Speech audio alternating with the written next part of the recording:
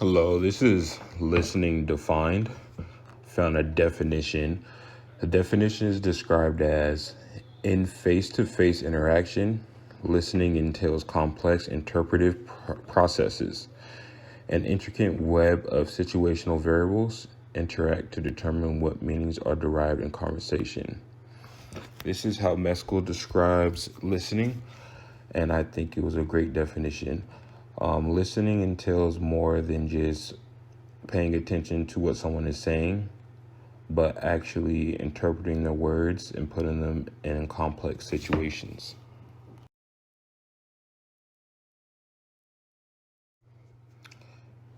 Listening continued. Our standpoint is not everyone listens the same. When information is not explicitly attended to, we can interpret a small misunderstanding in a totally different way. Meaning, what someone says to us and what we interpret might not be the same two things. For example, Jim was an employee at this small office firm. When Jim was promoted, he didn't understand how to transition from being a coworker to being in a leadership role.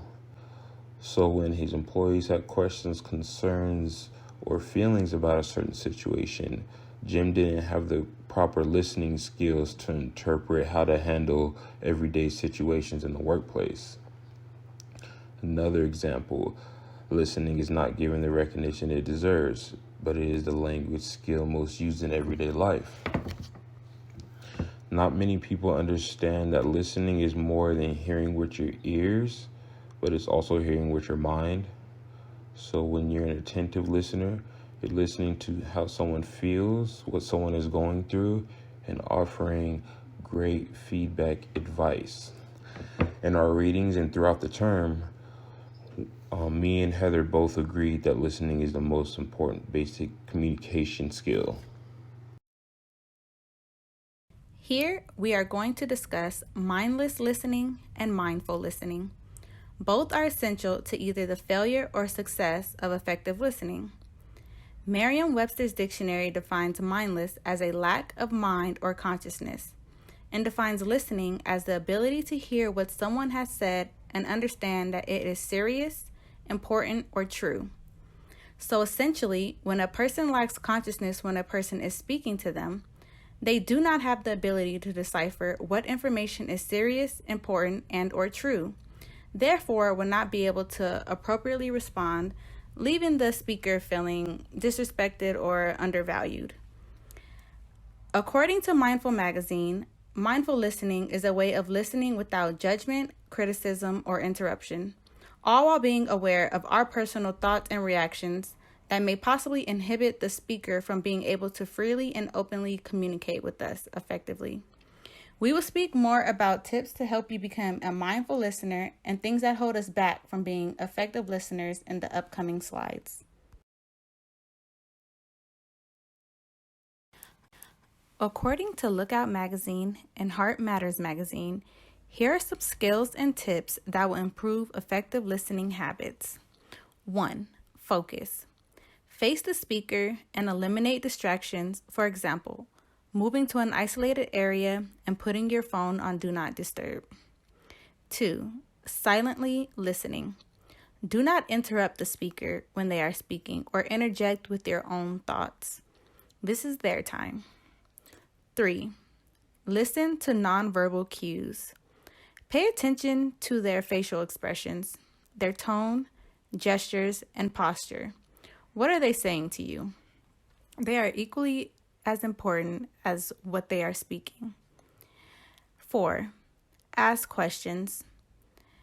Ask questions to gain clarity if you are unsure about something being said or their feelings towards a situation. 5. Summarize. We summarize to show that we're listening, and it helps to summarize what the speaker has said to you and give them an opportunity to correct any misunderstandings. Last but not least, practice. Some of these habits are new to us, and even while having the knowledge, we have to begin to incorporate these skills into our daily lives to help us and those around us, as effective listening helps both the speaker and the listener.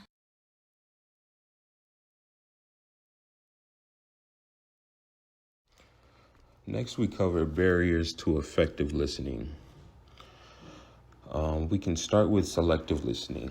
Selective listening entails the listener only paying attention or taking parts of a conversation that interests only them and not listening to the overall conversation. Selective listening is essentially selfish listening. And then we move on to stage hogging. Stage hogging is someone trying to express their feelings to you, and you end up taking over the conversation and you expressing your feelings or your wants or needs instead. Ambushing. Ambushing is gathering information to use against the listener or the person talking. And then we move on lastly to defensive listening. Defensive listening is someone expressing their feelings, wants, or concerns to you, and you taking it as a personal attack on your character or your morals. Defensive listening and selective listening are the two most common listening devices that I've seen in my daily life.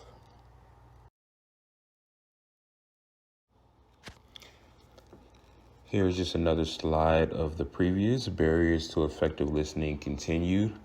Our definitions: selective listening, when you focus your attention on something specific, essentially choosing what to focus your attention on while ignoring the rest of a message. Defensive listening, perceiving an innocent comment as a personal attack, choosing to take what someone says as a personal reference to oneself. Ambushing, careful listening in order to gather information to use against the other person for an attack. And stage hogging, when the listener is only interested in their own ideas and doesn't care what the other person has to say. All aspects define someone who appears to be listening but has an alternative agenda. Each of these are all one and the same.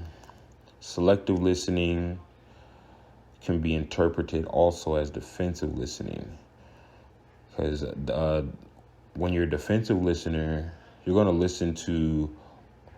listen as far as what doesn't offend you. So as soon as the conversation turns into you feeling like you're personally being attacked, that's when you're going to stop listening. It's like stage hogging. Selective listening and stage hogging are one and the same. Stage hogging, the listener only listens to what interests them, just as selective listening, people only take from the conversation what's going to interest them and their own ideas or agenda. Story time. Story time. We were able to use the skills we learned in effective listening in order to successfully complete this assignment. Upon starting the assignment, by silent listening and waiting our turn, we both realized that we had interpreted the instructions of the assignment differently. We then began to ask questions to clarify what was expected of us. We spoke openly about whether we agreed or disagreed on our topic, asking open-ended questions to figure out how we wanted to execute this assignment, and lastly, summarizing the entire meeting to ensure that we were both on the same page to clarify any last-minute misunderstandings. Upon completion of the stated steps, we were able to successfully complete a presentation that we were both happy with.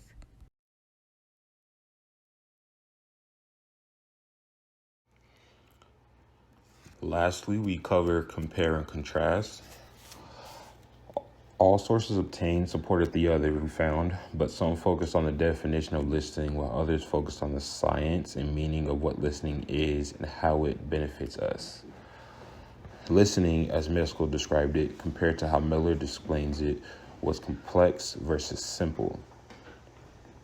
What I mean by that is Meskel described listening more of a science and the mechanics of how someone listens, different types of listening, and how one can use listening in everyday life, while Miller just explained the definition and how we use it.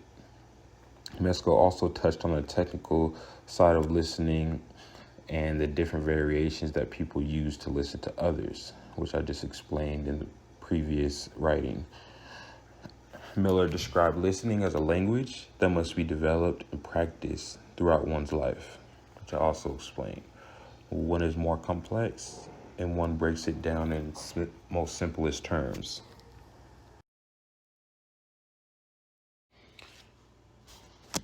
Also, this is our works cited page, refers to all the work we did over the assignment, listening scholars, magazines, and articles, as well as dictionary definitions.